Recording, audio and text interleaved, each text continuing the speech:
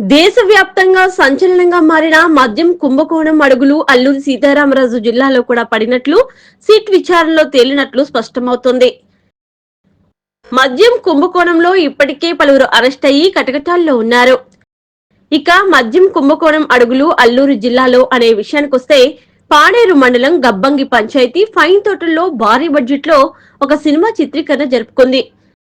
2023 మే నెలలో నిఖిల్ సిద్ధార్థ్ హీరోగా స్పై అనే సినిమా చిత్రీకరణ జరుపుకోగా ప్రస్తుతం హాట్ టాపిక్ గా మారిన మద్యం కుంభకోణంలోని ముడుపులను సినిమాల్లో పెట్టారనేది సిట్ విచారణలో తేలింది. ఆంధ్ర ఊటీ న్యూస్ వీక్షకుల కోసం నాటి స్పై చిత్రీకరణ దృశ్యాలు.